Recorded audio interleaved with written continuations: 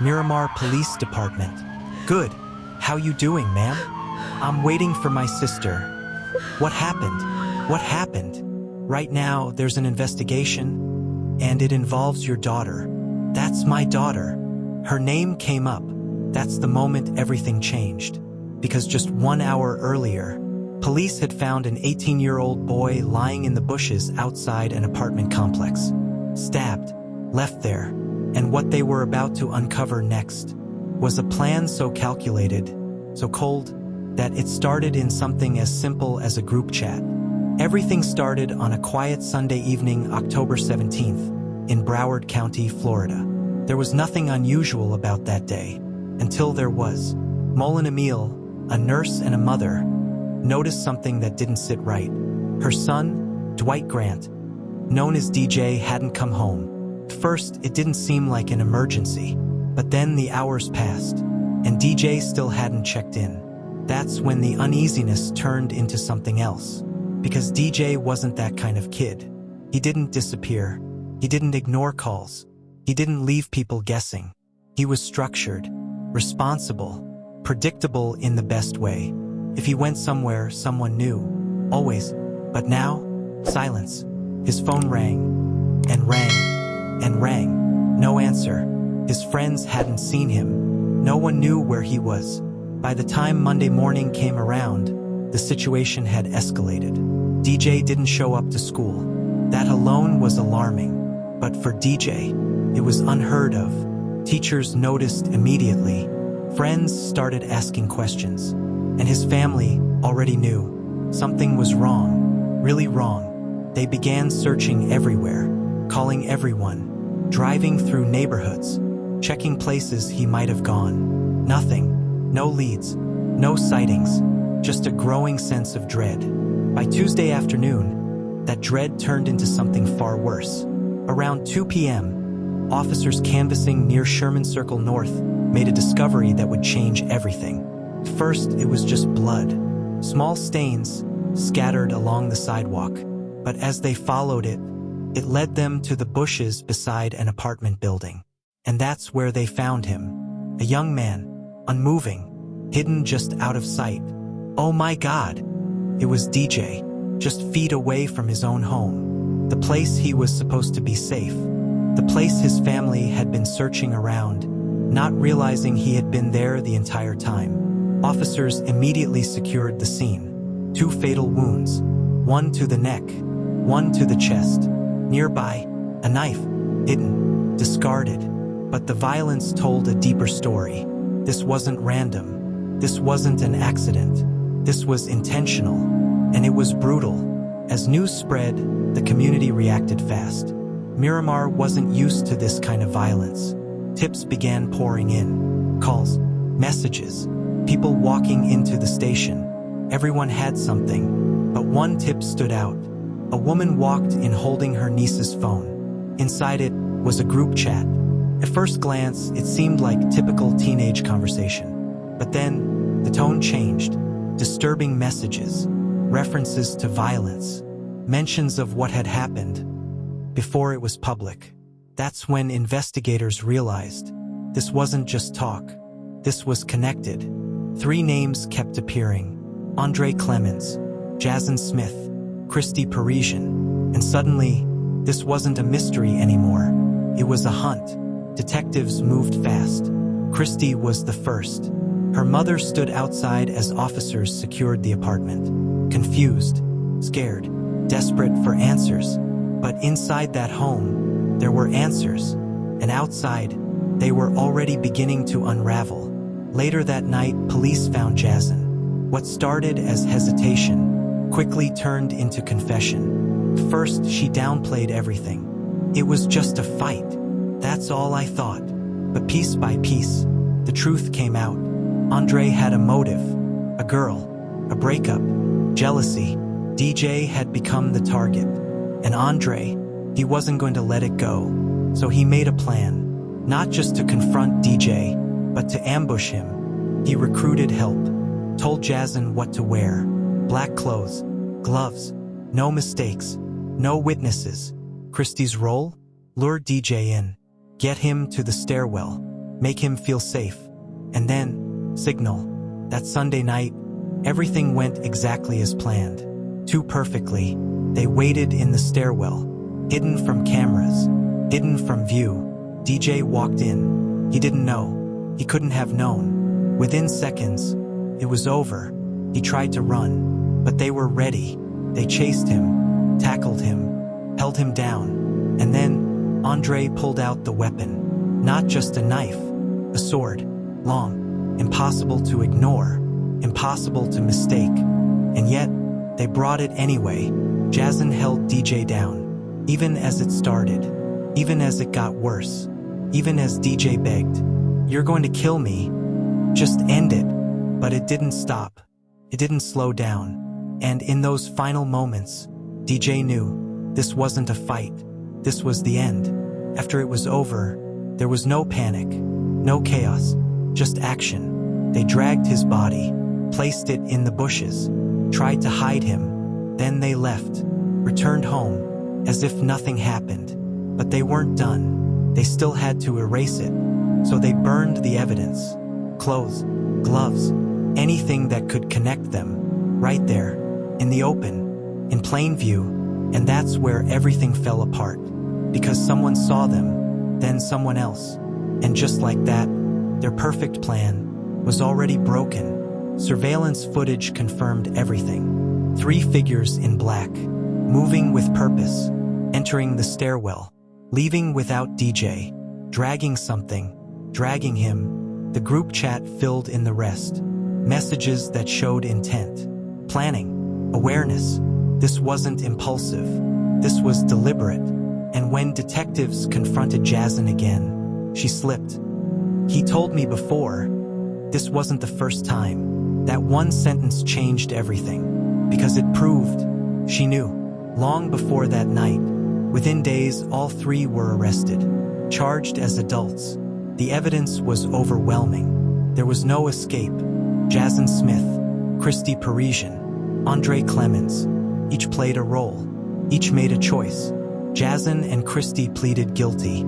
25 years in prison. 10 years probation. Andre, the mastermind, the one who planned it, the one who carried it out, faced the most serious charge.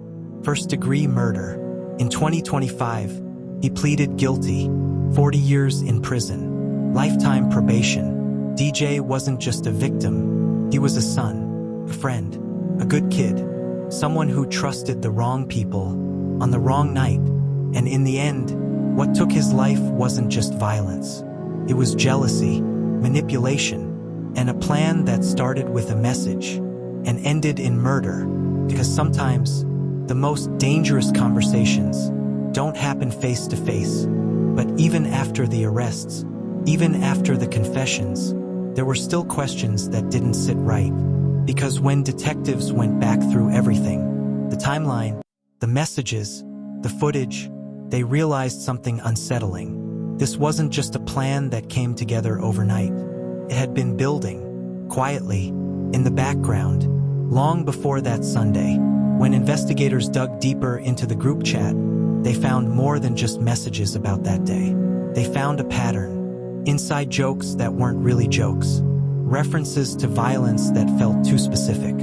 Comments that blurred the line between fantasy and intention. At first glance, it looked like typical teenage behavior. Trying to sound tough, exaggerating stories, saying things they didn't mean. But now, with everything that had happened, those messages carried a different weight. Because one thing became clear, this wasn't the first time they had talked about hurting someone. It was just the first time they actually did it. Andre Clemens wasn't just reacting in the moment. He had been thinking about this, planning it, replaying it. According to investigators, the situation with the girl wasn't just a simple breakup. It had turned into an obsession, fixation, something that kept building every time he thought about DJ, every time he imagined him with her. And instead of walking away, he escalated.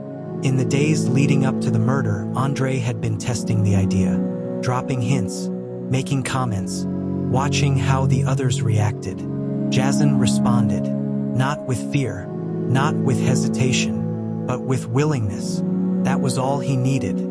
Christie's role became clearer too. She wasn't just present. She was essential. She was the one DJ trusted. The one who made the situation feel normal, safe. Without her, the plan doesn't work.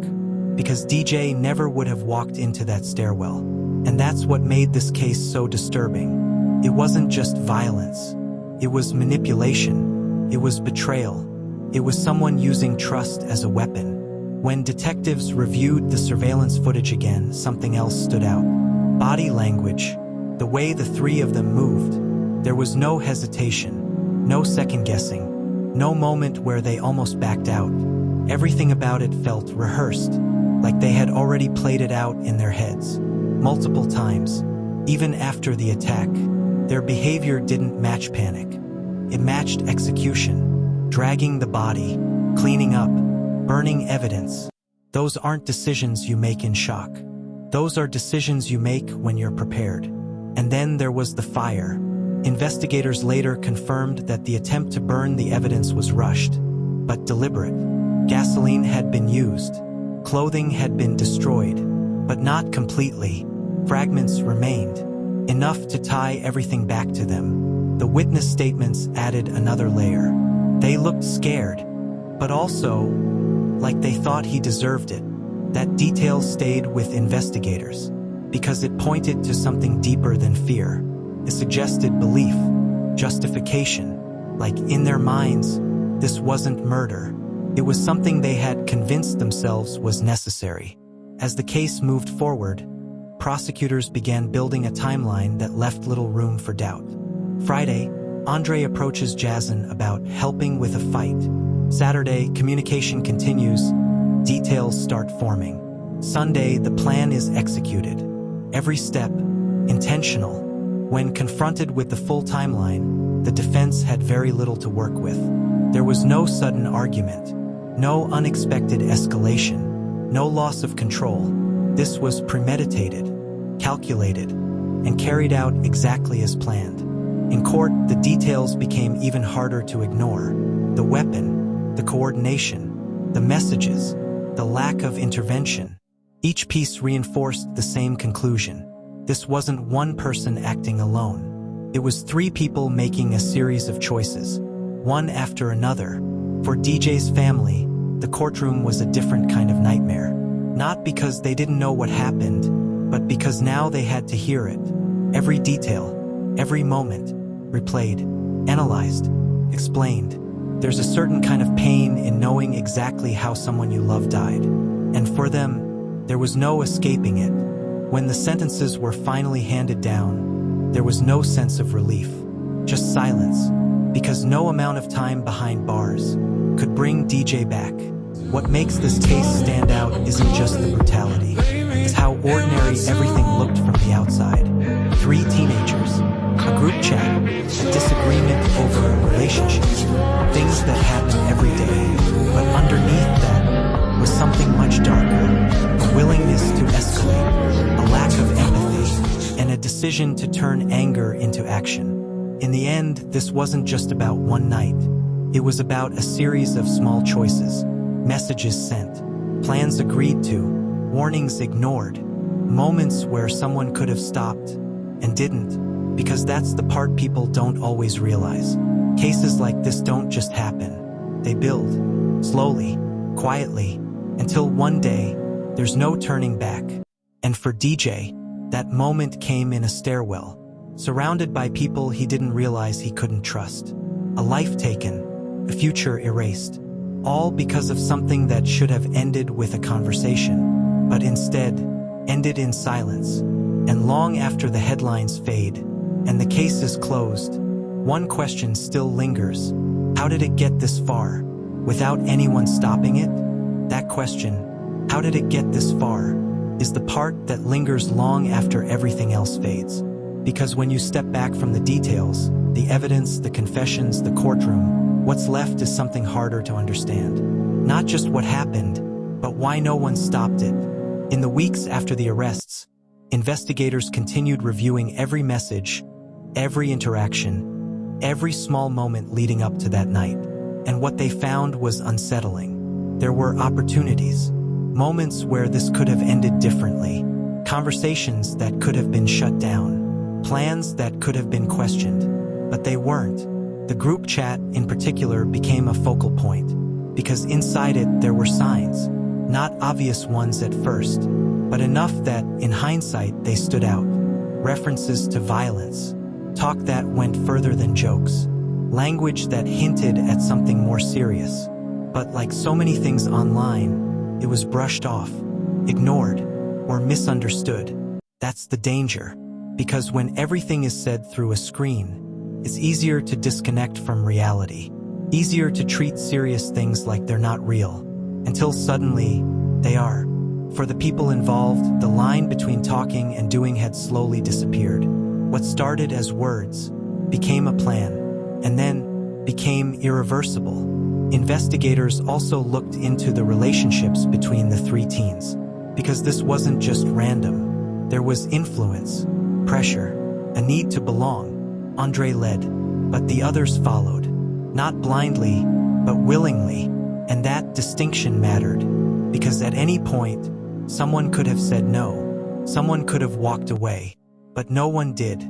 As more details came out, people began asking another question. Were there warning signs? And the answer was complicated, because from the outside, nothing seemed extreme. They were students. They went to school. They had friends. They lived normal lives. But underneath that normalcy, there were cracks, small behavioral patterns, past aggression, moments that didn't seem important at the time. But added together, they told a different story, one that only became clear after it was too late. For DJ's friends, the reality was hard to process. Someone they knew, someone they laughed with, gone. And not because of an accident, not because of something unavoidable, but because of a decision, a deliberate act.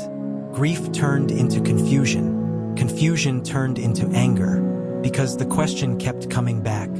Why him? There was no clear answer, just a chain of events that shouldn't have happened. At school, the impact was immediate. Students were shaken. Teachers struggled to maintain normalcy. Counselors were brought in, because this wasn't something you could just move past. Not quickly, not easily. And then there was the broader reality. Cases like this force people to confront something uncomfortable. The idea that violence like this doesn't always come from strangers. It doesn't always come from people on the outside. Sometimes, it comes from within the same circles, the same schools, the same communities. That's what makes it harder to accept, because it removes distance. It makes it real. As time passed, the case became less about the investigation and more about the aftermath, the impact, the lessons. Law enforcement officials later emphasized how critical that one tip was. The woman who brought in the phone, the group chat. Without it, this case might have taken much longer to solve. Maybe even longer than anyone wants to think about. Because on the surface, the plan had worked. No witnesses at the scene. An isolated location. An attempt to destroy evidence. But what they didn't account for was themselves. Their words. Their actions after the fact. The things they said when they thought no one important was listening. In the end, it wasn't just physical evidence that solved the case. It was digital evidence. A trail they couldn't erase.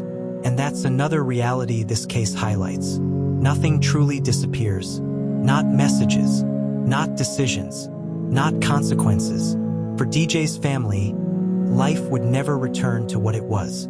There's no closure for something like this. No moment where it suddenly makes sense. Only time, and the attempt to keep going. They remember him for who he was, not for what happened. A good person, a loyal friend, someone who showed up for others, someone who had plans, a future, and that's what was taken. Not just a life, but everything that life was supposed to become. In the years ahead, the story will be told in different ways. Headlines, reports, videos, each one trying to explain it, to make sense of it. But at its core, comes back to something simple, a decision, followed by another, and another, until there was no going back. Because the truth is, there's always a moment where things can stop. A point where someone can step away.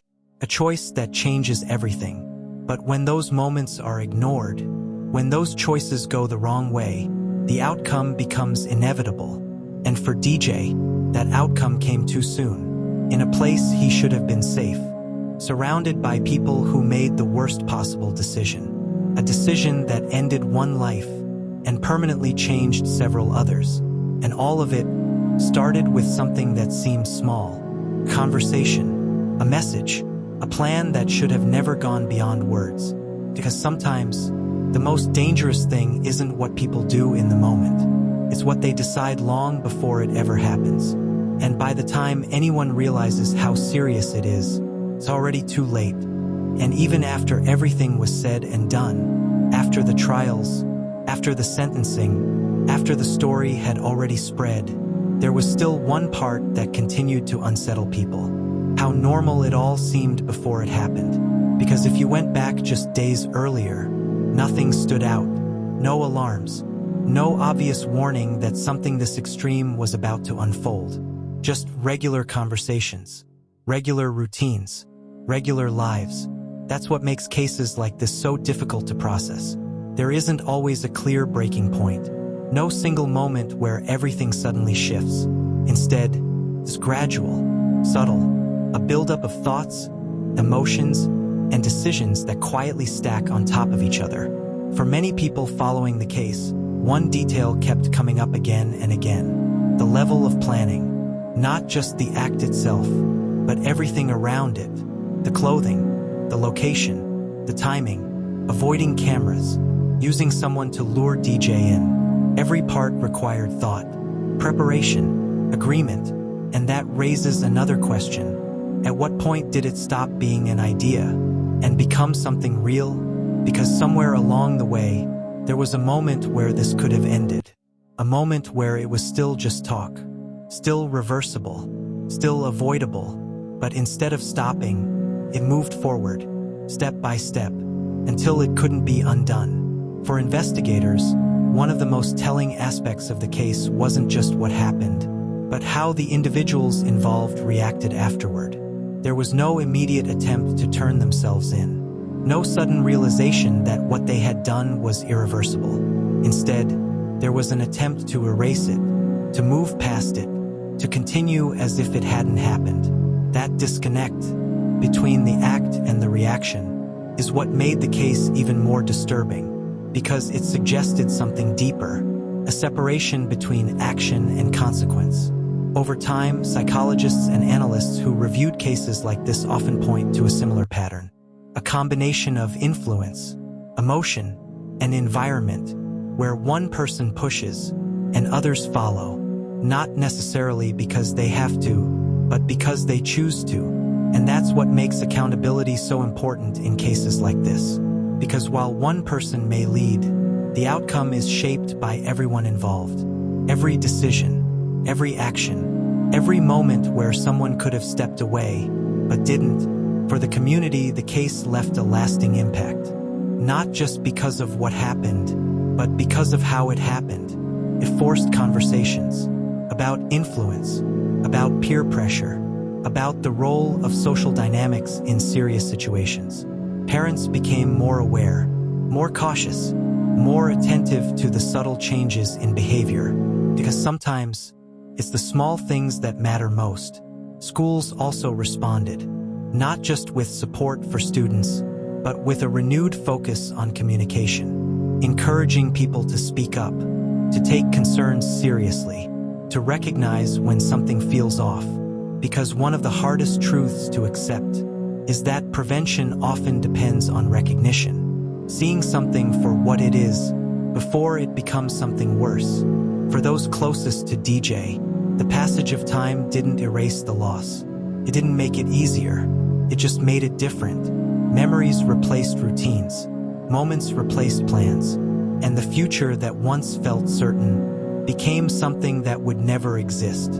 But even through that, there was a focus on remembering who he was, not just how he died. A person who showed up, who cared, who did the right things, even when no one was watching. And in a story defined by decisions that went wrong, That contrast matters, because it shows what was lost, not just physically, but personally. In the end, this case isn't just about a crime.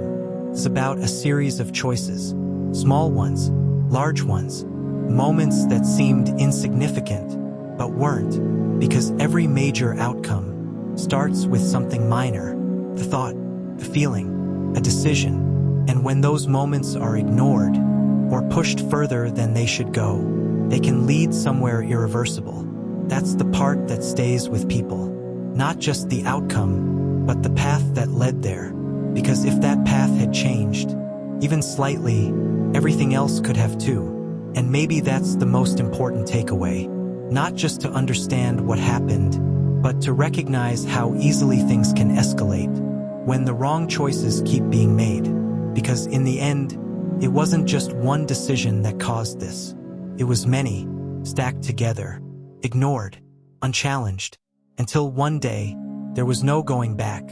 And as time went on, the case slowly faded from headlines. New stories replaced it. New events took attention. But for the people directly affected, nothing really moved on. Because cases like this don't end when the sentencing is over. They don't end when the cameras leave.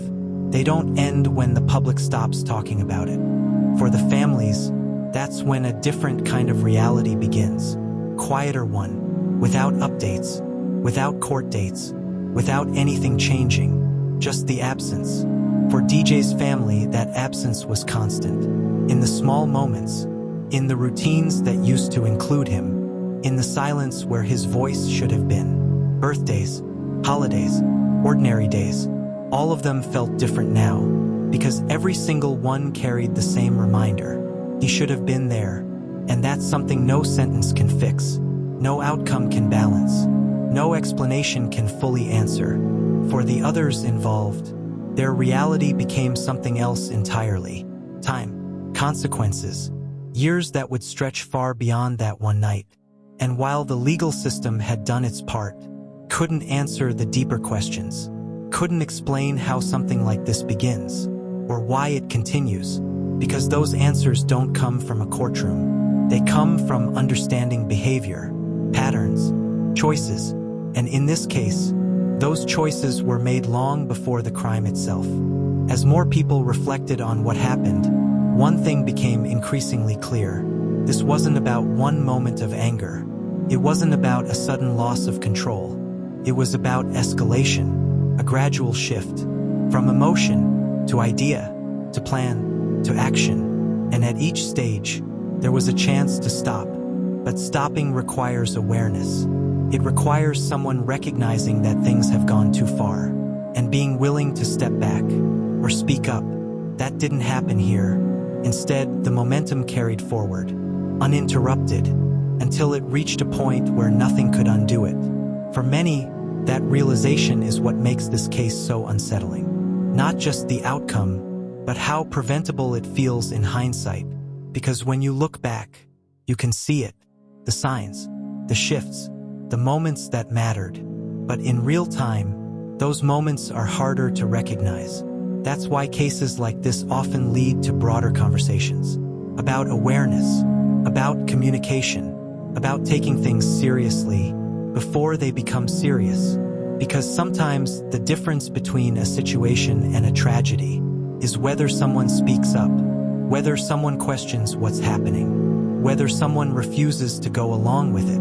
And those decisions, even though they seem small at the time, can change everything. As the years pass, the details of this case may blur. Names may be forgotten. Specific moments may fade.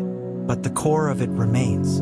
A reminder of how quickly things can escalate, of how important individual choices are, of how silence can allow something dangerous to grow, and of how one decision can impact far more lives than anyone ever expects. Because in the end, this wasn't just a single event. It was a chain reaction. And once it started, no one stopped it. Not until it was already too late. And that's the part that stays, long after everything else fades. But even now, long after the case has been closed, there's still something about it that feels unfinished. Not in the legal sense, Not in the investigative sense, but in the human sense. Because stories like this don't really have clean endings. There's no moment where everything makes sense. No final piece that suddenly explains it all. Instead, there's reflection. People go back over it, again and again, replaying the details, looking for something they might have missed, something that could explain how it all happened the way it did. And in doing that, they often come to the same realization. This wasn't one bad decision. It was many, layered, connected, building on each other, a message sent, a response given, an idea accepted, plan agreed to, each step, small on its own, but together, leading somewhere irreversible. That's what makes it so difficult to fully process. Because at any one of those steps, everything could have stopped. If someone had ignored the message, if someone had said no, if someone had walked away, but none of that happened. Instead, each moment pushed things forward, closer and closer to a point where there was no turning back. And that's the part that stays with people. Not just what happened, but how easily it could have not happened. For those who study cases like this, there's often a focus on that exact pattern. How ordinary situations can evolve into something extreme. Not suddenly, but gradually, through influence, through emotion, through repetition, until something that once felt unthinkable starts to feel possible, and then acceptable. And that shift is where everything changes. Because once a line is crossed in someone's mind, it becomes easier to cross it in reality. In this case, that line wasn't crossed in a single moment. It was crossed long before that night, somewhere between the conversations, the planning, the agreement. By the time they were standing in that stairwell, the outcome had already been decided. Everything after that was just execution. And that's what makes it so chilling, because it means the most important moment wasn't the attack. It was everything that happened before it. The conversations no one stopped. The ideas no one challenged. The plan no one walked away from. That's where the real turning point was. And that's the part people don't always see. Because it doesn't look dramatic. It doesn't look dangerous. It just looks like talking, planning, thinking, until suddenly, it isn't anymore. For the people who hear this story now, that's where the meaning comes from. Not just in understanding what happened, but in recognizing how it happened. Because awareness changes things, creates pause, creates doubt, creates distance from decisions that shouldn't be made. And sometimes, that's enough. Enough to stop something before it starts. Enough to interrupt the pattern. Enough to change the outcome. Because the truth is, most situations don't begin at their worst. They become that way over time.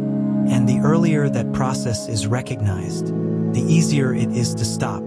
That's the lesson that stays behind. Not just about this case, but about human behavior, about choices, about the impact of influence. Because in the end, what happened here wasn't inevitable. It was preventable. And that's what makes it matter. Even now, because every story like this leaves behind something, a warning, pattern, a reminder that what starts small doesn't always stay small, and that sometimes the most important moment is the one where someone decides not to go along with it, not to follow, not to participate, to stop, because once that decision is made, everything else can change. But when it isn't, the outcome can become something no one can undo. And that's what happened here. A series of choices, left unchecked, unchallenged, unstopped, until they led to something final and irreversible. And even though the case is over, the story doesn't really end, because the impact of those choices continues in the lives affected, in the lessons learned, in the questions that still don't have simple answers. And in the reminder that every decision, no matter how small it seems, has the potential to lead somewhere far bigger than expected. Sometimes, somewhere you can't come back from. And in the very end, when everything has already happened, when every detail has been uncovered, when every sentence has been handed down, What remains isn't just the story, it's the weight of it. Because long after the case is closed, long after people stop talking about it, the impact doesn't disappear. It settles into memories, into silence, into the spaces where someone used to be. For DJ's family, that silence is permanent, not loud, not constant, but always there, in the mornings that feel different, in the moments where they expect to hear his voice and don't, in the small things that most people overlook. A call that never comes, a message that never appears, a future that never unfolds. And over time, those moments don't go away. They just become part of life. A life that continues, but never in the same way.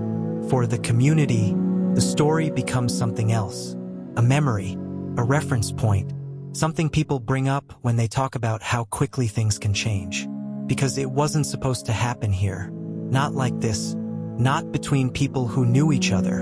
And yet, it did. For those who followed the case closely, there's often one final realization that stays with them. Not about the crime itself, but about what it represents. How fragile situations can be. How quickly emotions can escalate. How easily influence can shape decisions. And how important it is to recognize those moments before they go too far. Because once they do, there's no way to reverse them. There's no undoing what's been done. No rewriting the outcome. No second chance to make a different decision. That's the reality behind everything. And it's why stories like this matter. Not just as something to watch, or listen to, or learn about, but as something to understand. Because understanding creates awareness. And awareness creates the possibility of change. Even if it's just one decision, one moment, one choice to stop, instead of continue. Because sometimes, that's all it takes. A single decision to prevent everything that comes after. And in a case like this, that single decision never came. So what's left behind isn't just the story of what happened. It's the reminder of what could have been different. A life that should have continued. A future that should have existed. Moments that should have happened, but never will. And that's something that no amount of time, no outcome, no explanation can ever fully replace. Because in the end, this wasn't just about a crime. It was about a life that mattered, a life that was taken too soon, and a series of choices that led to a moment that can never be undone. So when everything else fades, when the details blur, when the story becomes just another case in memory, this is the part that remains. That actions have consequences, that decisions matter, and that sometimes the smallest choices can lead to the biggest outcomes. Outcomes that last far beyond a single moment, far beyond a single night, and far beyond a story. Because for those who lived it, this was never just a story. It was real, and it always will be. And after the story, the quiet begins. The kind of quiet that isn't peaceful. It's heavy. It presses down on everything around it. The classrooms, the empty streets, the rooms where laughter once echoed. For DJ's friends, the silence is a mirror. They see themselves in it. The what-ifs echo endlessly. What if they had spoken up? What if someone had stopped it? What if they had recognized the signs sooner? Those questions don't have answers. They are only reminders. In the community, the aftermath becomes part of life. People speak in hushed tones. They teach their children about boundaries, responsibility, and consequences. They hold conversations they never expected to have. Because the lesson is clear. It's not just about crime. It's about vigilance. About paying attention to the small cracks before they widen. For DJ's family, the grief never leaves, but it transforms into advocacy, into memory, into moments where they honor him, not as a victim, but as someone who had a full life ahead of him. Schools implement new programs. Counselors are trained differently. Community members become more aware of subtle signs. And yet, no matter what changes, the absence remains. A reminder of the fragility of trust, the speed at which normal life can be shattered. The story ends, but the impact lingers. Not in headlines, not in videos, but in the spaces left behind, the lessons learned, the choices that now carry more weight. Because in the end, life continues. People move forward, communities rebuild. But some moments, some losses, they never fade completely. And that is the truth, that even in tragedy, there is a message. A reminder that vigilance, awareness, and courage to act, no matter how small, can change everything. For DJ, for his family, for the friends who survived, the story is over, but the echo remains. A life remembered, a lesson never forgotten, a future shaped by choices yet to be made.